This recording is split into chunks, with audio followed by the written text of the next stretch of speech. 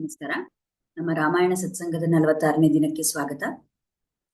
ಲಕ್ಷ್ಮೀನಾಥ ಸಮಾರಂಭಾಂ ನಾಥಯಾಮುನ ಮಧ್ಯಮಾಂ ಅಸ್ಮದಾಚಾರ್ಯ ಪರ್ಯಂತಾಂ ವಂದೇ ಗುರು ಪರಂಪರಾಂ ಯೋ ನಿತ್ಯಮಚ್ಯುತ ಪದಾಂಬುಜ ಯುಗ್ಮ ರುಗ್ಮ ವ್ಯಾಮೋಹತಸ್ತದಿತರಾಣಿ ತೃಣಾಯ ಮೇನೆ ಅಸ್ಮದ್ಗುರೋರ್ಭಗವತೋಸ್ಯ ದಯೈಕ ಸಿಂಧೋಃ ರಾಮಾನುಜಸ್ಯ ಚರಣೌ ಶರಣಂ ಪ್ರಪದ್ಯೆ.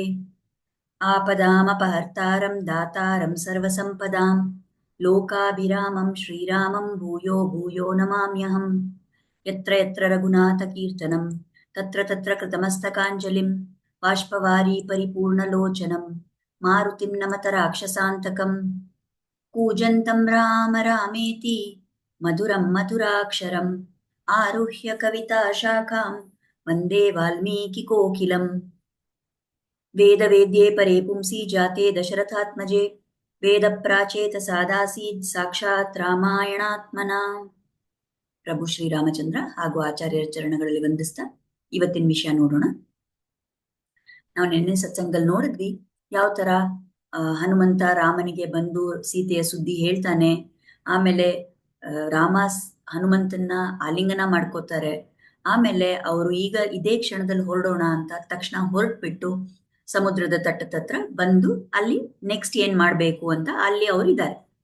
ಈ ಕಡೆ ಲಂಕೆನಲ್ಲಿ ಏನಾಗಿದೆ ಅಷ್ಟರಲ್ಲಿ ಅಂದ್ರೆ, ಈ ಹನುಮಂತ ಲಂಕಾ ದಹನ ಎಲ್ಲ ಮಾಡ್ಬಿಟ್ಟು ಹೋದ್ನಲ್ಲ, ಅದಾದ್ಮೇಲೆ ರಾವಣ ಅವ್ರ ಮಂತ್ರಿಗಳನ್ನೆಲ್ಲ ಕೂರ್ಸ್ಕೊಂಡು ಸಭೆಯಲ್ಲಿ ಅವನು ಆಲೋಚನೆ ಮಾಡ್ತಾನೆ ನೆಕ್ಸ್ಟ್ ಏನ್ ಮಾಡ್ಬೇಕು ಅಂತ. ಆಗ ಆ ಎಲ್ಲಾ ರಾಕ್ಷಸರು ಮಾತಾಡೋರು ರಾವಣನಿಗೆ ಧೈರ್ಯ ಕೊಡ್ತಾರೆ. ಅವ್ರು ಹೇಳ್ತಾರೆ, ನಾವಿಷ್ಟು ಶಕ್ತಿಶಾಲಿಯಾಗಿದ್ದೀವಿ, ನಮ್ಗೆ ಇಷ್ಟೆಲ್ಲ ಬಲ ಇದೆ, ನಮ್ಮ ಹತ್ರ ಇಷ್ಟೆಲ್ಲ ಮಾಯಾವಿ ಶಕ್ತಿ ಇದೆ, ನಾವು ತುಂಬಾ ಸಾಮರ್ಥ್ಯ ಇದೆ ನಮ್ಮಲ್ಲಿ, ನಾವು ಖಂಡಿತ ರಾಮ ಬರ್ಲಿ, ಅವನೇನು ಆಫ್ಟರ್ ಆಲ್ ಅವನೊಂದು ಮನುಷ್ಯ, ಅವನ್ಗೇನ್ ಕೆಪಾಸಿಟಿ ಇದೆ, ಆ ವಾನರರು ಏನ್ ಮಾಡಕ್ಕಾಗತ್ತೆ, ಯಾರು ನಮ್ಮನ್ನ ಏನೂ ಒಂದು ಕಷ್ಟ ಕೊಡಕ್ಕಾಗಲ್ಲ, ನಾವೇ ಜಯಿಸ್ತೀವಿ ಖಂಡಿತ, ಈ ಯುದ್ಧ ಆಗ್ಲಿ, ನಡೀಲಿ ಯುದ್ಧ, ನಾವೇ ಗೆಲ್ತೀವಿ ಅಂತ ಎಲ್ಲ ಅವರು ಮಾತಾಡ್ತಾರೆ. ಒಬ್ಬ ವ್ಯಕ್ತಿ ಮಾತ್ರ ರಾವಣನಿಗೆ ಬುದ್ಧಿ ಹೇಳಕ್ ನೋಡ್ತಾನೆ. ಯಾರದು? ವಿಭೀಷಣ, ರಾವಣನ ತಮ್ಮ ವಿಭೀಷಣ. ಅವನ್ ಏನ್ ಹೇಳ್ತಾನೆ ಅಂದ್ರೆ, ಅವನೊಂದ್ ಸಲಹೆ ಕೊಡ್ತಾನೆ ರಾವಣನಿಗೆ. ಅವನ್ ಮೊದಲನೇದಾಗಿ ಹೇಳೋ ವಿಷಯ ಏನಂದ್ರೆ, ಈ ರಾಮ ತುಂಬಾ ಪರಾಕ್ರಮಿಯಾಗಿದ್ದಾನೆ. ಆಗ್ಲೇ ನಾವು ಕೇಳಿದೀವಿ, ಹನುಮಂತ ಅವತ್ ಬಂದಾಗ ಅವನು ಹೇಳಿದಾನೆ, ನಮಗೂ ಗೊತ್ತಿದೆ ಯಾವ ರೀತಿ ಅವನು ಚಿಕ್ಕ ವಯಸ್ಸಲ್ಲೇ ವಿಶ್ವಾಮಿತ್ರರ ಜೊತೆ ಹೋದಾಗ ಅಷ್ಟೆಲ್ಲ ರಾಕ್ಷಸರನ್ನು ಸಂಹಾರ ಮಾಡಿದ್ದಾನೆ. ಆಮೇಲೆ ಜನಸ್ಥಾನದಲ್ಲಿದ್ದಾಗ ಖರಾದೂಷಣ ಆ ಎಲ್ಲ ಸಾವಿರಾರು ಗಟ್ಲೆ ರಾಕ್ಷಸರನ್ನ ಸಂಹಾರ ಮಾಡಿದ್ದಾನೆ. ವಾಲಿ ಎಷ್ಟು ಪರಾಕ್ರಮಿ, ವಾಲಿ ಎಷ್ಟು ಶೂರ, ಅವನ್ಗೆ ಎಷ್ಟು ಬಲ ಇತ್ತು, ಆ ವಾಲಿಯನ್ನೂ ಸಂಹಾರ ಮಾಡಿದ್ದಾನೆ. ಇಂಥ ವ್ಯಕ್ತಿ ಖಂಡಿತ ನಾವು ಅವನ್ನ ಲೈಟ್ ಆಗಿ ತಗೋಬಾರ್ದು, ಅವನು ತುಂಬಾ ಪರಾಕ್ರಮಿಯಾಗಿ ಇರ್ತಾನೆ. ಆಮೇಲೆ ನಾವು ಅವನ ಹತ್ರ ಜಯಿಸೋದು ಸಾಧ್ಯ ಇಲ್ಲ, ನೀನ್ ಈ ತರ ಮಾಡ್ಬೇಡ ಅಂತ ಒಂದು ಸಲಹೆ ಕೊಡ್ತಾನೆ ರಾವಣನಿಗೆ. ಎರಡನೇದಾಗಿ ಹೇಳ್ತಾನೆ, ಏನೇ ಆಗ್ಲಿ ನೀನ್ ಸೀತೆಯನ್ನ ಅಪಹರಣೆ ಮಾಡ್ಕೊಂಡು ಬಂದಿದ್ದು, ನೀನ್ ಇನ್ನೊಬ್ಬ ವ್ಯಕ್ತಿಯ ಪತ್ನಿಯನ್ನ ಈ ತರ ಅಪಹರಣ ಮಾಡಿದ್ದು ತುಂಬಾ ತಪ್ಪು, ಅದು ಅಧರ್ಮ. ಸೊ ಧರ್ಮದ ದಾರಿಯಲ್ಲಿ ನೀನಿಲ್ಲ, ಆವಾಗ ಖಂಡಿತ ನಿನಗೆ ಜಯ ಸಿಗಲ್ಲ ಅಂತಾನು ಹೇಳ್ತಾನೆ. ಇಷ್ಟೆಲ್ಲ ಅವ್ನ್ ಬುದ್ಧಿ ಹೇಳಕ್ ನೋಡ್ತಾನೆ. ರಾವಣನಿಗೆ ಕೇಳಿಸ್ಕೊಳ್ಳೋ ಮನಸ್ಸಿಲ್ಲ. ಅದ್ರನ್ನ ಬಿಟ್ಟು ಕೋಪ ಬರುತ್ತೆ ಅವನ್ಗೆ. ಯಾಕಂದ್ರೆ ಈಗಷ್ಟೇ ಆ ಎಲ್ಲಾ ರಾಕ್ಷಸರು ನಾವು ಮಾಡೋಣ, ನಾವು ಯುದ್ಧ ಮಾಡೋಣ, ನಾವು ಗೆಲ್ತೀವಿ ಅಂತ ಹೇಳಿರ್ತಾರಲ್ವಾ. ಆದ್ರೆ ಈ ವಿಭೀಷಣ ಮಾತ್ರ ಒಬ್ರು ಈ ತರ ಹೇಳಿದ್ರೆ ಅವನ್ಗದು ಇಷ್ಟ ಆಗಲ್ಲ, ಕೋಪ ಬಂದ್ಬಿಡುತ್ತೆ. ಅವನು ಕೋಪ ಮಾಡ್ಕೊಂಡು ಹೇಳ್ತಾನೆ, ನೀನು ನಮ್ಮ ಈ ರಾಕ್ಷಸ ಕುಲಕ್ಕೆ ನೀನು ಅಪಮಾನ ಆಗಿದ್ಯಾ, ನಿನ್ನಿಂದಾನೇ ನಮಗ್ ಕಷ್ಟ ಬರೋದು, ನೀನ್ ಖಂಡಿತ ಸರಿ ಇಲ್ಲ ಇಲ್ಲಿ, ನೀನ್ ಇರ್ಬೇಡ ನನ್ ಕಣ್ಮುಂದೆ, ನೀನ್ ಹೊಟ್ಟೋಗು ಇಲ್ಲಿಂದ ಅಂತ ತುಂಬಾ ಅವನ್ಗೆ ಅವಮಾನ ಆಗೋ ತರ ಒಂದು ಮಾತಾಡ್ತಾನೆ ರಾವಣ. ಆಮೇಲೆ ಇದನ್ ಕೇಳಿಸ್ಕೊಂಡು ಆವಾಗ ವಿಭೀಷಣನಿಗೆ ತುಂಬಾ ಬೇಜಾರಾಗುತ್ತೆ.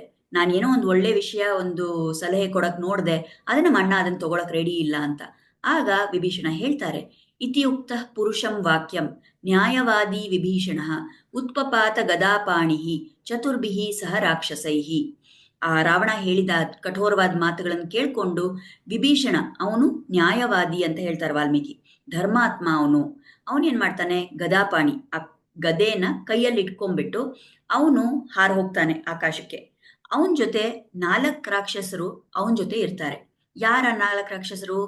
ಯಾರಿಗೆ ವಿಭೀಷಣ ಹೇಳೋದ್ ಸರಿ, ರಾವಣ ಮಾಡ್ತಾ ಇರೋದು ತಪ್ಪು ಅಂತ ಅನ್ಸುತ್ತಲ್ಲ, ಆ 4 ರಾಕ್ಷಸರು ಈ ವಿಭೀಷಣ ಜೊತೆ ಹೊರಡ್ತಾರೆ. ಅಬ್ರವೀಚ ತದಾ ವಾಕ್ಯಂ ಜಾತಕ್ರೋಧೋ ವಿಭೀಷಣ ಅಂತರಿಕ್ಷಗತಃ ಶ್ರೀಮಾನ್ ಭ್ರಾತರಂ ರಾಕ್ಷಸಾಧಿಪಂ. ಈ ಶ್ರೀಮಾನ್ ವಿಭೀಷಣ ಅಂತಾರೆ ವಾಲ್ಮೀಕಿ.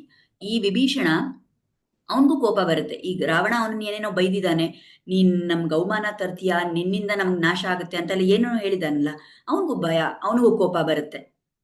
ಅವನು ರಾವಣನಿಗೆ ಹೇಳ್ತಾನೆ. ಏನ್ ಹೇಳ್ತಾನೆ ಅವನು? ಅವನಲ್ಲಿ ಅವನ್ ಆಕಾಶಕ್ಕೆ ಹೋಗಿದ್ದಾನೆ, ಈ 4 ರಾಕ್ಷಸರು ಅವನ ಜೊತೆ ಹೋಗಿದ್ದಾರೆ. ಅವನ್ ಹೊರಡಕ್ ಮುಂಚೆ ಒಂದ್ ಮಾತು ಹೇಳ್ತಾನೆ ರಾವಣನಿಗೆ. ಸುನೀತಂ ಹಿತಕಾಮೇನ ವಾಕ್ಯ ಮುಕ್ತಂ ದಶಾನನ ನ ಗೃಹ್ಣಂತಿ ಅಕೃತ್ತಾತ್ಮಾನಃ ಕಾಲಸ್ಯ ವಶಮಾಗತಾಹ. ಯಾರಿಗೆ ಕಾಲ ಹಿಡಿದ್ಬಿಟ್ಟಿದೆಯಲ್ಲ, ಯಾರಿಗೆ ಕೆಟ್ಟ ಕಾಲ ಬಂದಿದೆಯಲ್ಲ, ಅಂಥ ವ್ಯಕ್ತಿಗಳಿಗೆ ಬೇರೆಯವ್ರು ಯಾರೋ ಅವ್ರ ಹಿತೈಷಿಗಳು ಒಂದು ಒಳ್ಳೆ ವಿಷಯ ಹೇಳಿದ್ರೆ, ಅವ್ರಿಗೆ ಸಲಹೆ ಕೊಟ್ರೆ, ಸರಿಯಾದ ರೀತಿಯಲ್ಲಿ ಸಲಹೆ ಕೊಟ್ರೆ, ಅದು ಇಂಥ ವ್ಯಕ್ತಿಗಳಿಗೆ, ಯಾರ ಕಾಲ ಕೆಟ್ಟದ್ ಬಂದಿದೆಯಲ್ಲ ಅಂಥ ವ್ಯಕ್ತಿಗಳಿಗೆ ಅದಕ್ಕೆ ಕೇಳಿಸ್ಕೊಳಕ್ಕಾಗಲ್ಲ, ಅವ್ರಿಗೆ ಆ ಕ್ಷಮತೆ ಇರಲ್ಲ. ನೀನು ಆ ಥರ ಆಗಿದೀಯಾ, ಈಗ ನಿನಗೂ ವಿನಾಶದ ಕಾಲ ಬಂದಿದೆ, ಅದಕ್ಕೆ ನಿನ್ ಈ ತರ ವಿಪರೀತ ಬುದ್ಧಿಯಿಂದ ನೀನ್ ನಡ್ಕೋತಾ ಇದೀಯಾ ಅಂತ ಹೇಳ್ತಾನೆ ವಿಭೀಷಣ. ಮತ್ತೆ ವಿಭೀಷಣ ಆ 4 ರಾಕ್ಷಸರು ಹೊರಟು ಆ ಲಂಕೆಯಿಂದ ಈ ಕಡೆ ಎಲ್ಲಿ ರಾಮ ಲಕ್ಷ್ಮಣ ವಾನರರೆಲ್ಲ ಇದಾರಲ್ಲ ಅಲ್ಲಿಗೆ ಬರ್ತಾರೆ. ಇತಿ ಉಕ್ತ್ವಾ ಪರುಷಂ ವಾಕ್ಯಂ ರಾವಣಂ ರಾವಣಾನುಜಃ ಆಜಗಾಮ ಮುಹೂರ್ತೇನ ಯತ್ರ ರಾಮ ಸ ಲಕ್ಷ್ಮಣಃ. ಈ ತರ ಈ ವಿಭೀಷಣ ರಾವಣನ ಹತ್ರ ಮಾತಾಡ್ಬಿಟ್ಟು ತಕ್ಷಣನೇ ಅವನು ಎಲ್ಲಿ ರಾಮ ಲಕ್ಷ್ಮಣ ಎಲ್ಲ ಇದ್ರಲ್ಲ ಅಲ್ಲಿಗೆ ಬರ್ತಾನೆ. ಅವನಲ್ಲಿ ಬರ್ತಾ ಇದ್ದಂಗೆ ಈ ವಾನರೆಲ್ಲ ನೋಡ್ತಾ ಇದ್ದಾರೆ, ಯಾರಪ್ಪ ಇದು ರಾಕ್ಷಸರು ಆ ಕಡೆಯಿಂದ ಬರ್ತಾ ಇದಾರಲ್ಲ ಲಂಕೆಯಿಂದ ಅಂತ ನೋಡಿದ್ರೆ ಈ ವಿಭೀಷಣ ಮತ್ತೆ ಅವನ ಜೊತೆ 4 ರಾಕ್ಷಸರು ಬರ್ತಾ ಇದ್ದಾರೆ. ಅದನ್ನ ನೋಡಿದ ತಕ್ಷಣ ಎಲ್ಲಾ ವಾನರಿಗೂ ಕೋಪ. ಓ, ಇವನೇನೋ ನಮ್ಮನ್ನ ನಾಶ ಮಾಡಕ್ ಬಂದಿದ್ದಾನೆ ಅಂತ ಅನ್ಕೊಂಡು ಎಲ್ಲಾ ವಾನರರು ಅಲ್ಲಿ ಕೈಗೇನ್ ಸಿಗುತ್ತೋ ಆ ಗಿಡ ಎಳ್ಕೋತಾರೆ, ಕಲ್ಲು ತಗೋತಾರೆ, ಕೈಯಲ್ಲಿ ರೆಡಿಯಾಗಿ ನಿಂತಿದ್ದಾರೆ ಅವನನ್ನ ಸಂಹಾರ ಮಾಡ್ಬೇಕು ಅಂತ. ಸುಗ್ರೀವ ಹೇಳ್ತಾನೆ ಹನುಮಂತನಿಗೆ, ಏಷ ಸರ್ವಾಯುಧೋಪೇತಃ ಚತುರ್ಭಿಃ ಸಹ ರಾಕ್ಷಸೈಃ ರಾಕ್ಷಸೋ ಭೇತಿ ಪಶ್ಯಧ್ವಂ ಅಸ್ಮಾನ್ ಹಂತುಂ ನ ಸಂಶಯಃ. ನನಗೆ ಸಂಶಯನೇ ಇಲ್ಲ ಹನುಮಂತ, ಖಂಡಿತ ಇವನು ಈ ಸರ್ವಾಯುಧೋಪೇತ ಅಂತಾನೆ. ಈ ವಿಭೀಷಣ ಎಲ್ಲಾ ಆಯುಧಗಳನ್ನು ಇಟ್ಕೊಂಡು ಬಂದಿದ್ದಾನೆ. ಅವನು ಮತ್ತೆ ಈ ರಾಕ್ಷಸರು ನಮ್ಮನ್ ಕೊಲೆ ಮಾಡಕ್ಕೆ, ನಮ್ಮನ್ ನಾಶ ಮಾಡಕ್ಕೆ ಬಂದಿರೋದು ಅಂತ ಹೇಳ್ತಾನೆ ಸುಗ್ರೀವ. ಇದೆಲ್ಲ ಇವ್ರು ಮಾತಾಡ್ತಾ ಇರ್ಬೇಕಾದ್ರೆ ವಿಭೀಷಣ ಅಲ್ಲಿ ಹತ್ರ ಬಂದು ಅವನ್ ಹೇಳ್ತಾನೆ ಸುಗ್ರೀವನ ಹತ್ರ, ನಾನು ವಿಭೀಷಣ ಅಂತ, ರಾವಣನ ತಮ್ಮ ನಾನು, ನನಗೂ ರಾವಣನಿಗೂ ಜಗಳ ಆಗಿದೆ ಇವಾಗ, ನಾನು ಅವನಿಗೆ ಸಲಹೆ ಕೊಡಕ್ ನೋಡ್ದೆ, ಅವನು ಆ ಸಲಹೆ ತಗೊಳ್ಳಿಲ್ಲ, ನನ್ನನ್ನು ಹೋಗ್ಬಿಡು, ನನ್ನ ಕಣ್ಮುಂದೆ ನಿಂತ್ಕೋಬೇಡ ಅಂದ, ನನಗೆ ಬೇರೆ ಯಾರೂ ಗತಿ ಇಲ್ಲದೆ ನಾನಿವಾಗ ರಾಮನ ಹತ್ರ ಬಂದಿದ್ದೀನಿ ಅಂತ ಹೇಳ್ತಾನೆ ವಿಭೀಷಣ. ಸೋಹಂ ಪರುಷಿತಸ್ತೇನ ದಾಸವಶ್ಚ ಅವಮಾನಿತಃ ತ್ಯಕ್ತ್ವಾ ಪುತ್ರಾಂಶ್ಚ ದಾರಾಂಶ್ಚ ರಾಘವಂ ಶರಣಂ ಗತಃ. ಈ ರಾವಣ ನನ್ನನ್ನ ಅಪಮಾನ ಮಾಡ್ಬಿಟ್ಟ, ಅವನ್ ನನಗೆ ಈ ತರ ಖಂಡನೆ ಮಾಡಿದ್ದಕ್ಕೆ ನಾನು ಅಲ್ಲಿ ಇರ್ಬಾರ್ದು ಅಂತ ನಿರ್ಧಾರ ತಗೊಂಡು ಎಲ್ಲವನ್ನೂ ತ್ಯಾಗ ಮಾಡ್ಬಿಟ್ಟಿದ್ದೀನಿ. ನನ್ನ ಮಕ್ಕಳು, ನನ್ನ ಸಂಸಾರ, ನನ್ನ ಹೆಂಡತಿ ಎಲ್ಲರನ್ನೂ ನಾನು ಬಿಟ್ಬಿಟ್ಟು ರಾಘವಂ ಶರಣಂ ಗತಃ, ರಾಘವನ ಕಾಲಲ್ಲಿ ನಾನು ಶರಣಾಗಿ ಬಂದಿದ್ದೀನಿ, ಈ ರಾಮನ ಕಾಲಿಗೆ ನಾನು ಶರಣಾಗಿ ಬಂದಿದ್ದೀನಿ ಅಂತ ಹೇಳ್ತಾನೆ. ಮುಂದೆ ಹೇಳೋ ಮಾತು ವಿಭೀಷಣ, ಇದು ಈ ವಿಭೀಷಣನ ಶರಣಾಗತಿ ತೋರಿಸುವಂಥ ಒಂದು ವಾಕ್ಯ ಅಂತ ಆಚಾರ್ಯರು ತುಂಬಾ ಇದನ್ನ ಹೇಳ್ತಾರೆ. ನಿವೇದಯತ ಮಾಂ ಕ್ಷಿಪ್ರಂ ರಾಘವಾಯ ಮಹಾತ್ಮನೆ ಸರ್ವಲೋಕ ಶರಣ್ಯಾಯ ವಿಭೀಷಣಂ ಉಪಸ್ಥಿತಂ. ಸುಗ್ರೀವ, ವಾನರರೇ, ನೀವೆಲ್ಲ ಹೋಗ್ಬಿಟ್ಟು ರಾಘವನಿಗೆ, ಆ ಮಹಾತ್ಮ ಆಗಿರೋ ಆ ರಾಘವನಿಗೆ ಹೋಗಿ ಹೇಳಿ, ತಕ್ಷಣ ಹೇಳಿ, ಕ್ಷಿಪ್ರಂ ಬೇಗ ಹೋಗಿ ಹೇಳಿ. ಏನ್ ಹೇಳ್ಬೇಕು ಅಂದ್ರೆ, ನಾನು ವಿಭೀಷಣ ಬಂದಿದ್ದೀನಿ ಅಂತ. ಆ ರಾಘವನ ಮಹಾತ್ಮೆ ಏನು? ಅವನು ಸರ್ವಲೋಕಕ್ಕೆ ಶರಣ್ಯನಾಗಿದ್ದಾನೆ. ಅಂಥ ರಾಮನ ಚರಣಗಳಲ್ಲಿ ನಾನು ಶರಣಾಗತಿ ಮಾಡಕ್ ಬಂದಿದ್ದೀನಿ ಅಂತ ಹೋಗಿ ಹೇಳಿ ಅಂತ ಹೇಳ್ತಾನೆ ವಿಭೀಷಣ. ಇಲ್ಲಿ ನಾವು ಕಥೆಯನ್ನ ನಿಲ್ಸೋಣ. ಮುಂದೆ ಏನಾಗುತ್ತೆ, ಸುಗ್ರೀವ ಏನ್ ಮಾಡ್ತಾನೆ, ರಾಮ ಏನ್ ಮಾಡ್ತಾರೆ, ಅವ್ರನ್ನ ಸೇರ್ಸ್ಕೋತಾರ ಇಲ್ವಾ, ಅದೆಲ್ಲ ನಾಳೆ ನೋಡೋಣ. ಆದ್ರೆ ಇಲ್ಲಿ ಇದು ತುಂಬಾ ಒಂದು ಮುಖ್ಯವಾದ ಒಂದು ಘಟ್ಟ ಈ ರಾಮಾಯಣದಲ್ಲಿ. ನಾವು ಇಲ್ದಿ ತನಕ ಹೇಳ್ಕೊಂಡ್ ಬಂದಿದೀವಿ, ರಾಮಾಯಣನೇ ಶರಣಾಗತಿ ಶಾಸ್ತ್ರ ಅಂತ. ಆ ಶರಣಾಗತಿ ಶಾಸ್ತ್ರ ಅನ್ನೋದಕ್ಕೆ ತುಂಬಾ ಒಂದು ಒಳ್ಳೆ ಸಂಪೂರ್ಣವಾದ ಉದಾಹರಣೆ ಅಂದ್ರೆ ಈ ವಿಭೀಷಣ ಶರಣಾಗತಿನೇ. ಸೊ ಇಲ್ಲಿ ನಮ್ಗೆ ತುಂಬಾ ವ್ಯಾಖ್ಯಾನ, ತುಂಬಾ ವಿಷಯಗಳನ್ನ ಆಚಾರ್ಯರು ಹೇಳ್ಕೊಡ್ತಾರೆ. ಅದೇನಂತ ಇವಾಗ ನೋಡೋಣ. ಇವತ್ ನಾವು ನೋಡಿರೋ ವಿಷಯಗಳಲ್ಲಿ ಏನಿದೆ ನಮ್ಗೆ ತಿಳ್ಕೊಳಕ್ಕೆ ಅಂತ. ಈ ವಿಭೀಷಣ ಅಲ್ಲಿಂದ ಹೊರಡ್ತಾನಲ್ಲ, ಆವಾಗ ವಾಲ್ಮೀಕಿ ಈ ಶ್ಲೋಕದಲ್ಲಿ ಹೇಳ್ತಾರೆ, ಅಂತರಿಕ್ಷಗತ ಶ್ರೀಮಾನ್ ಅಂತ ಹೇಳಿದ್ದಾರೆ. ಶ್ರೀಮಾನ್ ಅಂತ ಒಂದು ಪಟ್ಟ ಕೊಟ್ಟಿದ್ದಾರೆ ಈ ವಿಭೀಷಣನಿಗೆ. ಏನಕ್ಕೆ ವಾಲ್ಮೀಕಿ ಈ ಕ್ಷಣದಲ್ಲಿ ಈ ವಿಭೀಷಣನ ಶ್ರೀಮಾನ್ ಅಂತ ಹೇಳ್ತಾರೆ ಅಂತ ಆಚಾರ್ಯರು ಕೇಳೋದು ಪ್ರಶ್ನೆ. ಏನಾಗಿದೆ ಇವಾಗ ಈ ಕ್ಷಣ, ಇಷ್ಟು ದಿನ ಆದ್ರೂ ಅವನು ರಾವಣನ ಜೊತೆ ಇದ್ದ, ಅಲ್ಲೆಲ್ಲ ಐಶ್ವರ್ಯ ಎಲ್ಲ ಅನುಭವಿಸ್ಕೊಂಡಿದ್ದ, ಅವನು ಶ್ರೀಮಂತನಾಗಿದ್ದ ಅಂತ ಆ ಸಮಯದಲ್ಲಿ ಹೇಳಿದ್ರೆ ಸರಿ. ಈಗೇನ್ ಮಾಡಿದಾನೆ ವಿಭೀಷಣ? ತ್ಯಾಗ ಮಾಡಿದಾನೆ, ರಾವಣನ್ನ ಬಿಟ್ಟಿದ್ದಾನೆ, ಇಲ್ಲಿರೋ ಆಸ್ತಿ ಪಾಸ್ತಿ ಎಲ್ಲ ಬಿಟ್ಟಿದ್ದಾನೆ, ಅವನ್ ಮನೆಯವ್ರನ್ನ ಬಿಟ್ಟಿದ್ದಾನೆ, ಎಲ್ಲಾನು ತ್ಯಾಗ ಮಾಡಿ ಕೈಯಲ್ಲಿ ಏನೂ ಇಲ್ದೆ ಆ ಒಂದ್ ಗದೆ ಇಟ್ಕೊಂಡಿದ್ದಾನಷ್ಟೆ, ಏನು ಇಲ್ದೆ ಎಲ್ಲಾ ತ್ಯಾಗ ಮಾಡಿ ಅವನ್ ರಾಮನ ಹತ್ರ ಹೊರಟಾಗ ಯಾಕೆ ವಿಭೀಷಣನ್ನ ವಾಲ್ಮೀಕಿ ಶ್ರೀಮಾನ್ ಅಂತ ಹೇಳ್ತಾರೆ? ಅದ್ ಸರಿನಾ ಅವನಿಗೆ ಕೊಟ್ಟಿರೋ ಪಟ್ಟ? ಅದಕ್ಕೆ ಉತ್ತರ ಹೇಳ್ತಾರೆ ಆಚಾರ್ಯರು. ಯಾವಾಗ ಒಬ್ಬ ವ್ಯಕ್ತಿ ನಿಜವಾಗ್ಲೂ ನನಗ್ ಯಾರ್ ಬಂಧು, ಪ್ರಾಪ್ತ ಬಂಧು ಯಾರು, ಸರಿಯಾದ ಬಂಧು ಯಾರು, ಯಾರನ್ನ ನಾನು ಹಿಡಿಬೇಕು ಅಂತ ಅರ್ಥ ಆಗುತ್ತಲ್ಲ, ಈ ಆಭಾಸ ಬಂಧುಗಳನ್ನ ಬಿಟ್ಟು, ಈ ಮಾಯೆಯಲ್ಲಿರುವಂಥ ಬಂಧುಗಳನ್ನ ಬಿಟ್ಟು ಆ ಯಾರ್ ಪ್ರಾಪ್ತ ಬಂಧು ಅವ್ರನ್ನ ಹಿಡಿತೀವಲ್ಲ, ಅದೇ ಕ್ಷಣದಲ್ಲಿ ನಾವು ಶ್ರೀಮಂತರಾಗೋದು ಅಂತ ಹೇಳ್ತಾರೆ ಆಚಾರ್ಯರು. ಸೊ ಈ ಕ್ಷಣ ಈಗ ಅವನು ನಿರ್ಧಾರ ಮಾಡಿದಾನೆ. ಈ ಸಮಯದಲ್ಲಿ ವಿಭೀಷಣನಿಗೆ ಒಂದು ಧರ್ಮ ಸಂಕಟ ಇದೆ. ಧರ್ಮ ಸಂಕಟ ಅಂದ್ರೆ ಏನು? ಎರಡು ಧರ್ಮಗಳಲ್ಲಿ ನಾವು ಒಂದು ಸಿಲೆಕ್ಟ್ ಮಾಡ್ಕೋಬೇಕು, ಅದು ಧರ್ಮ ಸಂಕಟ. ಏನಿಲ್ಲಿ ಧರ್ಮ ಸಂಕಟ ವಿಭೀಷಣನಿಗೆ ಅಂದ್ರೆ, ಒಂದು ಕಡೆ ಅವನ ಅಣ್ಣ ಇದ್ದಾನೆ, ಸೊ ಅಣ್ಣ ಹೇಳಿದ ಮಾತು ಕೇಳಬೇಕು, ಅಣ್ಣನಿಗೆ ಸಪೋರ್ಟ್ ಮಾಡೋದು, ಆ ಭ್ರಾತೃ ಧರ್ಮ ಇದೆ ಒಂದ್ ಕಡೆ. ಇನ್ನೊಂದ್ ಕಡೆಯಲ್ಲಿ ಈ ಅಣ್ಣನ ಸಪೋರ್ಟ್ ಮಾಡಿದ್ರೆ ಅದು ಅಧರ್ಮದ ದಾರಿಯಲ್ಲಿ ಹೋಗೋದಂಗಾಗತ್ತೆ. ರಾಮೋ ವಿಗ್ರಹವಾನ್ ಧರ್ಮ ಅಂತ, ರಾಮ ಅಲ್ಲಿ ಧರ್ಮಕ್ಕೆ ವಿಗ್ರಹವಾಗಿ ನಿಂತಿರುವಾಗ ಆ ರಾಮನನ್ನ ಹಿಡಿಬೇಕಾ, ಇಲ್ಲ ಈ ಅಧರ್ಮಿಯಾಗಿರೋ ಭ್ರಾತೃ ಧರ್ಮ ನಿಭಾಯಿಸ್ಬೇಕಾ? ಅದು ಅವನಿಗೆ, ವಿಭೀಷಣನಿಗೆ ಇರೋ ಧರ್ಮ ಸಂಕಟ. ಆ ಸಮಯದಲ್ಲಿ ಇಂಥ ಒಂದು ಧರ್ಮ ಸಂಕಟ ಇದ್ದಾಗ ಈ ಅಧರ್ಮಿ ರಾವಣನ್ನ ಬಿಟ್ಟು ನಾನು ಧರ್ಮದ ಮಾರ್ಗದಲ್ಲಿರುವಂಥ ರಾಮನನ್ನ ಹಿಡಿತೀನಿ ಅಂತ ಅವನು ನಿರ್ಧಾರ ಮಾಡ್ತಾನಲ್ಲ, ಆ ಕ್ಷಣದಲ್ಲಿ ಅವನು ಶ್ರೀಮಂತ ಆಗ್ಬಿಟ್ಟ ಅಂತ ಆಚಾರ್ಯರು ಹೇಳ್ತಾರೆ. ಅದಕ್ಕೆ ಅವನನ್ನ ಈ ಕ್ಷಣದಲ್ಲಿ ಅವನೆಲ್ಲ ತ್ಯಾಗ ಮಾಡಿರುವಾಗ ಅವನ್ ರಾಮನನ್ನ ಹಿಡಿದಿದ್ದಾನಲ್ಲ, ಅದಕ್ಕೆ ಅವನನ್ನ ವಾಲ್ಮೀಕಿ ಶ್ರೀಮಾನ್ ಅಂತ ಹೇಳಿದ್ದಾರೆ ಅಂತ ಆಚಾರ್ಯರು ಹೇಳ್ಕೊಡ್ತಾರೆ. ಈ ವಿಭೀಷಣ ಏನ್ ಮಾಡದ್ನಲ್ಲ, ಅದರಿಂದ ನಮಗೊಂದು ಪಾಠ ಇದೆ. ಏನಪ್ಪಾ ಅಂದ್ರೆ, ನಮ್ಮ ಜೀವನದಲ್ಲಿ ನಾವು ಯಾವುದನ್ನ ಹಿಡಿಬೇಕು ಮತ್ತೆ ಯಾವುದನ್ನ ಬಿಡಬೇಕು, ಯಾವುದ್ರ ಕಡೆ ನಾವು ಶ್ರದ್ಧೆ ಇಟ್ಕೋಬೇಕು, ಯಾವುದ್ರ ಕಡೆ ನಮ್ಗೆ ಆಸಕ್ತಿ ಬಿಟ್ಬಿಡ್ಬೇಕು ಅಂದ್ರೆ ಆಚಾರ್ಯರು ಹೇಳ್ತಾರೆ, ಅನುಕೂಲಸ್ಯ ಸಂಕಲ್ಪ ಪ್ರಾತಿಕೂಲ್ಯಸ್ಯ ವರ್ಜನಃ. ಯಾವುದು ಅನುಕೂಲ ಏನು ಅದನ್ನ ಹಿಡಿಬೇಕು, ಪ್ರತಿಕೂಲ ಏನು ಅದನ್ನ ಬಿಡಬೇಕು. ಆದ್ರೆ ಈ ಅನುಕೂಲ ಮತ್ತೆ ಪ್ರತಿಕೂಲ ಅನ್ನೋದು ಯಾರ ದೃಷ್ಟಿಯಿಂದ? ಭಗವಂತನ ದೃಷ್ಟಿಯಲ್ಲಿ. ಯಾವುದು ಭಗವಂತನಿಗೆ ಪ್ರಿಯವಾಗಿದೆಯೋ ಅದು ಅನುಕೂಲ, ಯಾವುದು ಭಗವಂತನಿಗೆ ದುಃಖ ಕೊಡುತ್ತೋ ಅದು ಪ್ರತಿಕೂಲ. ಸೊ ಭಗವಂತನಿಗೆ ಏನ್ ಇಷ್ಟ ಇದೆ? ನಾವು ಧರ್ಮದ ದಾರಿಯಲ್ಲಿ ನಡಿಬೇಕು ಅಂತ. ಈ ವಿಭೀಷಣ ಹೆಂಗ್ ತೋರಿಸ್ತಾ ಅದನ್ನ? ಅಲ್ಲಿ ಹನುಮಂತ ಬಂದಾಗ ರಾವಣ ಅವನನ್ನು ಕೊಲ್ಬೇಕು ಅಂತ ಹೇಳಿದಾಗ ರಾಜಧರ್ಮ ದೂತನನ್ನ ಕೊಲ್ಬಾರ್ದು ಅಂತ ಹೇಳಿ ಧರ್ಮವನ್ನ ಹಿಡಿದ ಆ ಸಮಯದಲ್ಲಿ. ಅದು ವಿಭೀಷಣ ಮಾಡಿದ್ದು ರಾಮನಿಗೆ ಪ್ರಿಯವಾಗಿರುತ್ತೆ. ಈ ಸಮಯದಲ್ಲಿ ರಾವಣ ತಪ್ಪು ಮಾಡಿದಾನೆ ಅಂದಾಗ ಅವನು ಬುದ್ಧಿ ಹೇಳಿ ಸರಿಯಾದ ಧರ್ಮದ ಮಾರ್ಗದಲ್ಲಿ ನಡಿಬೇಕು ಅಂತ ಸಲಹೆ ಕೊಟ್ನಲ್ಲ, ಅದು ರಾಮನಿಗೆ ಪ್ರೀತಿ ಕೊಟ್ಟಿರುತ್ತೆ.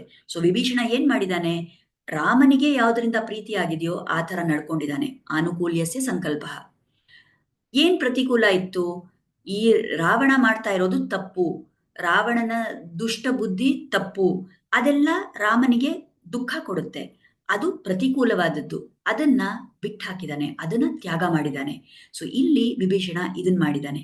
ಅದೇ ರೀತಿಯಲ್ಲಿ ನಮ್ಮ ಜೀವನದಲ್ಲೂ ಕೂಡ ಯಾವುದು ಧರ್ಮ, ಯಾವುದು ಸರಿಯಾದ ಮಾರ್ಗ ಅದನ್ನ ನಾವು ಹಿಡಿಬೇಕು, ಯಾವ್ದು ತಪ್ಪು ಮಾರ್ಗ, ಯಾವುದು ಅಧರ್ಮ ಅದನ್ನ ನಾವು ಬಿಡಬೇಕು. ಆ ಥರ ನಾವು ನಡ್ಕೊಂಡಾಗ, ನಾವು ಧರ್ಮವನ್ನೇ ಹಿಡಿದು ನಡೆದಾಗ ಭಗವಂತನಿಗೆ ಸಂತೋಷ ಆಗುತ್ತೆ. ಯಾವಾಗ ನಾವು ತಪ್ಪು ಕಾರ್ಯಗಳನ್ನ ಬಿಡ್ತೀವಲ್ಲ, ಆಗ ಭಗವಂತನಿಗೆ ಸಂತೋಷ ಆಗುತ್ತೆ. ಸೊ ಇದನ್ನ ನಾವು ಮಾಡಬೇಕು. ನಾವು ಭಗವಂತನಿಗೆ ಶರಣ್ ಹೋಗೋದು ಅಂದ್ರೆ ಇದೇ ಮೊದಲನೇ ಭಾಗ. ಯಾವ್ದು ಭಗವಂತನಿಗೆ ಸಂತೋಷ ಕೊಡುತ್ತೋ ಅದನ್ನ ನಾವು ಮಾಡ್ಬೇಕು, ಯಾವ್ದು ಅವನಿಗೆ ದುಃಖ ಕೊಡುತ್ತೋ ಅದನ್ನ ನಾವು ವರ್ಜಿತವಾಗಿ ಇಟ್ಕೋಬೇಕು, ಅದನ್ನ ಮಾಡ್ಲೇಬಾರದು ಅಂತ ಹೇಳ್ತಾರೆ ಆಚಾರ್ಯರು. ಈಗ ಈ ವಿಭೀಷಣ ಬಂದ್ನಲ್ಲ, ಅವ್ನ್ ಮುಂಚೆ ಯಾರನ್ನಾದ್ರೂ ಅಲ್ಲಿ ಮೀಡಿಯೇಟರ್ ತರ ಕಳ್ಸದ್ನ? ಮುಂಚೆ ಯಾರನ್ನಾದ್ರೂ ಅಲ್ಲಿ ಮಾತಾಡಿ ನನ್ನ ಪರವಾಗಿ ಹೇಳಿ ಅಲ್ಲಿ ಸಿಫಾರಿಶ್ ಮಾಡಿ ಅಂತೆಲ್ಲ ಏನಾದ್ರು ಹೇಳಿ ಕಳ್ಸದ್ನ? ಖಂಡಿತ ಇಲ್ಲ. ಡೈರೆಕ್ಟ್ ಆಗಿ ಬಂದ. ಏನು ಒಂದು ಅವನ ಮನಸ್ಸಲ್ಲಿ ಒಂದು ಸ್ವಲ್ಪ ಕೂಡ ಅವನಿಗೆ ಭಯನೇ ಇಲ್ಲ, ಒಂದು ಸಂಶಯನೇ ಇಲ್ಲ, ನಿಸ್ಸಂಶಯವಾಗಿ ಬಂದಿದ್ದಾನೆ. ಯಾಕೆ, ಹೇಗೆ? ಯಾಕೆಂದ್ರೆ ಅವನಿಗೆ ರಾಮ ನನ್ನನ್ನು ಸ್ವೀಕಾರ ಮಾಡ್ತಾರೆ ಅನ್ನೋ ವಿಶ್ವಾಸ. ಇದನ್ನೇ ಆಚಾರ್ಯರು ಮಹಾವಿಶ್ವಾಸ ಅಂತ ಹೇಳ್ತಾರೆ. ನಾವು ಭಗವಂತನ ಹತ್ರ ಹೋದಾಗ, ನಾವು ಭಗವಂತನ ಶರಣಾದಾಗ ಅವನು ಖಂಡಿತ ನಮ್ಮನ್ನು ರಕ್ಷಿಸ್ತಾನೆ ಅನ್ನೋ ಮಹಾವಿಶ್ವಾಸದಿಂದ ನಾವು ಹೋಗಿ ಶರಣಾಗತಿ ಮಾಡಬೇಕು. ಆಮೇಲೆ ನಾವು ಅನ್ಕೋಬಹುದು, ಇವಾಗ ಇವಾಗ ವಿಭೀಷಣ ಅನ್ಕೊಂಡ ರಾಮ ನನ್ನ ಸ್ವೀಕರಿಸ್ಲಿಲ್ಲ ಅಂದ್ರೆ ನಾನು ಏನ್ ಮಾಡೋದು ಅಂತ. ಇಲ್ಲ, ಯಾಕೆಂದ್ರೆ ಅವನಿಗೆ ಗೊತ್ತು ನನಗೆ ಬೇರೆ ಗತಿನೇ ಇಲ್ಲ. ರಾಮ ಸ್ವೀಕಾರ ಮಾಡಿದ್ರೆ ನನಗೆಲ್ಲ ಸಿಕ್ಕದಂಗೆ, ರಾಮನೇ ನನ್ನ ಸೇರಿಸ್ಲಿಲ್ಲ ಅಂದ್ರೆ ನಾ ಎಲ್ಲಿ ಹೋಗಕ್ಕಾಗತ್ತೆ, ನಂಗೆ ಬೇರೆ ಏನ್ ಗತಿ ಇದೆ? ಪರಮಾತ್ಮನೇ ನಮ್ಮನ್ ಬಿಟ್ಟು ಹಾಕ್ದ ಅಂದ್ರೆ ಯಾರು ನಮ್ಮನ್ನ ರಕ್ಷಿಸಕ್ಕಾಗಲ್ಲ ಅಲ್ವಾ? ಆ ರೀತಿಯಿಂದ ವಿಭೀಷಣನ ಮನಸ್ಸಲ್ಲಿ ಮಹಾವಿಶ್ವಾಸ, ರಾಮ ನನ್ನನ್ನು ಖಂಡಿತ ಸ್ವೀಕರಿಸ್ತಾನೆ ಅಂತ. ಆ ಭಾವದಿಂದ ಅವನು ಹೋದ. ಅದೇ ರೀತಿಯಲ್ಲಿ ನಾವು ಕೂಡ ಭಗವಂತನಿಗೆ ಶರಣ ಹೋದಾಗ ಬೇರೆ ಯಾರೋ ನನ್ನನ್ನು ಕಾಪಾಡ್ತಾರೆ ಅಂತ ನಾವು ಇಟ್ಕೋಬಾರ್ದು. ದೇವತೆಗಳನ್ನ ನಾವು ಬೇಡ್ಕೋಬಾರ್ದು. ದೇವತೆಗಳು ಯಾರು ಏನು ಮಾಡಕ್ಕಾಗಲ್ಲ. ಪರಮಾತ್ಮ ಭಗವಂತ ಒಬ್ನೇ ನಮ್ಮನ್ನು ಕಾಪಾಡಕ್ಕಾಗತ್ತೆ ಅನ್ನೋ ಮಹಾವಿಶ್ವಾಸದಿಂದ ನಾವು ಶರಣಾಗ್ಬೇಕು. ಸ್ತೋತ್ರ ರತ್ನ ಅಂತ ತುಂಬಾ ಒಂದು ಅದ್ಭುತವಾದ ಒಂದು ರಚನೆ ಇದೆ, ಒಂದು ಸ್ತೋತ್ರ ಇದೆ. ಅದು ರಾಮಾನುಜಾಚಾರ್ಯರ ಆಚಾರ್ಯರಾಗಿರುವಂತ ಸ್ವಾಮಿ ಯಾಮುನಾಚಾರ್ಯರು ಬರ್ದಿರೋದು. ಅದ್ರಲ್ಲಿ ಅವ್ರು ಹೇಳ್ತಾರೆ, ಧನಂ ಮದೀಯಂ ತವ ಪಾದ ಪಂಕಜಂ. ಹೇ ಭಗವಂತ, ನಿನ್ನ ಪಾದಗಳು, ನಿನ್ನ ಈ ಕಮಲದ ಪಾದ, ಇದೇ ನನ್ನ ಧನ, ಇದೇ ನನ್ನ ಒಂದು ಆಸ್ತಿ. ಇದನ್ ಬಿಟ್ರೆ ನನಗೆ ಬೇರೆ ಯಾವುದೂ ಇಲ್ಲ ಅಂತ ಹೇಳ್ತಾರೆ. ಆ ಭಾವದಿಂದ ಇವಾಗ ವಿಭೀಷಣ ಬಂದಿದ್ದಾನೆ. ನಾವು ಹೇಳಿದ್ವಿ, ಈ ಶರಣಾಗತಿ ಅನ್ನೋದು ವಿಭೀಷಣಂದೇ ತುಂಬಾ ಸಂಪೂರ್ಣವಾದ ಸರಿಯಾದ ರೀತಿಯ ಶರಣಾಗತಿ ಅಂತ ಹೇಳ್ತೀವಿ. ನಿಮ್ಗೆ ಇರ್ಬೋದು, ಮುಂಚೆ ಎಲ್ಲ ನಾವು ಎಷ್ಟೊಂದು ಶರಣಾಗತಿಗಳನ್ನು ನೋಡಿದೀವಿ ರಾಮಾಯಣದಲ್ಲಿ. ಇದು 7ನೇ ಉದಾಹರಣೆ. ಈ ವಿಭೀಷಣ ಶರಣಾಗತಿ ತುಂಬಾ ಮುಖ್ಯ, ಯಾಕಂದ್ರೆ ಇಲ್ಲಿ ನಮಗ್ ತುಂಬಾ ಕಲಿಯಕ್ ಸಿಗುತ್ತೆ ಅಂತ ಹೇಳ್ತಾರೆ. ಈಗ ಈ ವಿಭೀಷಣ ಬಂದ್ನಲ್ಲ, ಅಷ್ಟು ದೂರದಿಂದ ಬಂದಿದ್ದಾನೆ, ಅವನ್ ಯಾಕೆ ಡೈರೆಕ್ಟ್ ಆಗಿ ರಾಮ ಲಕ್ಷ್ಮಣ ಎಲ್ಲಿದ್ದಾರೋ ಅಲ್ಲೇ ಹೋಗ್ಬಿಡ್ಬೋದಿತ್ತಲ್ಲ? ಅವನ್ ಯಾಕೆ ಈ ವಾನರರು, ಈ ಸುಗ್ರೀವ ಅವ್ರನ್ನೆಲ್ಲ ಹಿಡಿದ್ಬಿಟ್ಟು ಅವ್ರ ಹತ್ರ ಏನಕ್ಕೆ ಹೇಳ್ತಾನೆ, ನೀವು ಹೋಗಿ ನಿವೇದನ ಮಾಡಿ ಅಲ್ಲಿ ರಾಮನ ಹತ್ರ ಅಂತ? ಇಲ್ಲಿ ಆಚಾರ್ಯರು ಹೇಳ್ತಾರೆ, ನಾವು ಬಹಳಷ್ಟು ಸರಿ ನಾವು ತಪ್ಪು ಮಾಡಿರ್ತೀವಿ. ಆಗ ನಾವು ಡೈರೆಕ್ಟ್ ಆಗಿ ನಾವು ಭಗವಂತನ ಹತ್ರ ಹೋದ್ರೆ ನಮಗ್ ಗೊತ್ತಿಲ್ಲ, ಅವನ್ ನಮ್ಮೇಲೆ ಕೋಪಿಸ್ಕೋಬಹುದು. ಆದ್ರೆ ಯಾರಾದ್ರೂ ಭಕ್ತರ ಮೂಲಕ ನಾವು ಹೋದಾಗ, ಈ ಭಕ್ತರು, ಈ ಭಾಗವತರು, ಅವರು ನಮ್ಮ ಪರವಾಗಿ ಮಾತಾಡ್ತಾರೆ, ನಮ್ಮನ್ನ ಸಪೋರ್ಟ್ ಮಾಡಿ ಅವ್ರ ಭಗವಂತನ ಹತ್ರ ಶಿಫಾರಿಶ್ ಮಾಡ್ಕೊಡ್ತಾರೆ. ಆಗ ಅದು ನಮಗೆ ಲಾಭ ಆಗುತ್ತೆ. ಸೊ ಅದಕ್ಕೋಸ್ಕರ ನಾವು ಭಗವಂತನ ಹತ್ರ ಹೋಗುವಾಗ ಡೈರೆಕ್ಟ್ ಆಗಿ ನಾವು ಹೋಗದೆ, ಯಾರಾದ್ರೂ ಭಾಗವತರ ಮೂಲಕ, ಭಕ್ತರ ಮೂಲಕ ನಾವು ಅವ್ರ ಹತ್ರ ಶರಣಾಗ್ಬೇಕು. ಅದಕ್ಕೆ ವಿಭೀಷಣ ಡೈರೆಕ್ಟ್ ಆಗಿ ಅವನು ಹೋಗದೆ, ಈ ಸುಗ್ರೀವ, ವಾನರರು ಇವರೆಲ್ಲರೂ ರಾಮ ಭಕ್ತರು, ಅವ್ರ ಮೂಲಕ ನಾನು ಹೋಗ್ಬೇಕು ಅಂತ ಅವ್ರ ಹತ್ರ ಹೇಳ್ತಾನೆ. ಆಮೇಲೆ ಅವ್ನು ಹೇಳುವಾಗ ಏನ್ ಹೇಳ್ತಾನೆ, ನಿವೇದಯತ ಮಾಂ ಕ್ಷಿಪ್ರಂ ಅಂತಾನೆ. ಕ್ಷಿಪ್ರಂ ಅಂದ್ರೆ ತಕ್ಷಣ ಹೋಗಿ ಹೇಳಿ ಅಂತಾನೆ. ಏನ್ ಅವ್ರಿಗೆ ಅಷ್ಟು ಅವಸರ? ಇಷ್ಟು ವರ್ಷ ಬಂದಿಲ್ವಲ್ಲ, ಈಗ ಬಂದಿದ್ದಾನೆ, ಈಗ ಅವನ್ಗೇನ್ ಅವಸರ, ಏನ್ ಬೇಗ ಹೋಗಿ ಹೇಳಿ ಅಂತ ಹೇಳ್ತಾ ಇದ್ದಾನೆ ವಿಭೀಷಣ ಅಂದ್ರೆ, ಆಚಾರ್ಯರು ಹೇಳ್ತಾರೆ, ಅವನ ಅವನ ಭಾವಾರ್ಥ ಏನಂದ್ರೆ, ನಾನು ಆಫ್ಟರ್ ಆಲ್ ನಾನೊಂದು ರಾಕ್ಷಸ, ನನ್ನಲ್ಲಿ ರಜೋತಮೋ ಗುಣ ಹೆಚ್ಚಿದೆ. ಅದಕ್ಕೆ ಯಾವುದೋ ಒಂದು ಕ್ಷಣದಲ್ಲಿ ನನ್ನ ಬುದ್ಧಿ ಬದಲಾಗ್ಬಿಡ್ಬೋದು. ಆ ನನ್ನ ಬುದ್ಧಿ ಬದಲಾಯಿಸಕ್ ಮುಂಚೆ ನೀವು ಬೇಗ ಹೋಗಿ ರಾಮನ ಹತ್ರ ಹೇಳಿ ಅವನ್ ನನ್ನನ್ನು ಸ್ವೀಕಾರ ಮಾಡ್ಬಿಡ್ಲಿ, ಸೊ ದಟ್ ನನ್ನ ಬುದ್ಧಿ ಚೇಂಜ್ ಆಗದೆ ಇರೋ ತರ ಅಂತ ಹೇಳ್ತಾ ಇದ್ದಾರೆ. ಈಗ ನಮಗ್ ಗೊತ್ತು, ವಿಭೀಷಣ ಸಾತ್ವಿಕ, ಪರಮ ಸಾತ್ವಿಕ ಅವನು. ಸೊ ಅವನು ಹೇಳ್ತಾ ಇರೋದು, ಅದು ಆಚಾರ್ಯರು ಹೇಳೋದು ಅವನಿಗಲ್ಲ, ಅದು ನಮಗೆ. ನಮ್ಮ ಬುದ್ಧಿ ಈ ತರ ಚಂಚಲವಾಗಿರುತ್ತೆ. ನಾವು ಒಂದು ಕ್ಷಣದಲ್ಲಿ ಏನೋ ಕರೆಕ್ಟಾಗಿ ಈ ಧರ್ಮದ ಮಾರ್ಗದಲ್ಲಿ ನಾವು ಹೋಗ್ಬೇಕು ಅಂತ ನಿರ್ಧಾರ ಮಾಡಿರ್ತೀವಿ, ಆದ್ರೆ ನೆಕ್ಸ್ಟ್ ಮೊಮೆಂಟೇ ನಮ್ಮ ಮನಸ್ಸು ಚೇಂಜ್ ಆಗ್ಬಿಡ್ಬೋದು. ಯಾಕೆಂದ್ರೆ ನಮಗ್ ಚಂಚಲ ಮನಸ್ಸು, ನಮ್ಮಲ್ಲಿ ರಜೋತಮೋ ಗುಣ ಹೆಚ್ಚಿರೋದ್ರಿಂದ ನಮಗ್ ಆ ಥರ ಆಗ್ಬೋದು. ಆದ್ರೆ ವಿಭೀಷಣನಿಗೆ ಅದು ಸರಿ ಇಲ್ಲ. ಅದಕ್ಕೇನೆ ನಾವ್ ಏನೋ ಒಂದು ಒಳ್ಳೆ ಕೆಲಸ ಮಾಡಕ್ ಹೊರಟಾಗ ಅದನ್ನ ತಕ್ಷಣ ಮಾಡ್ಬಿಡ್ಬೇಕು.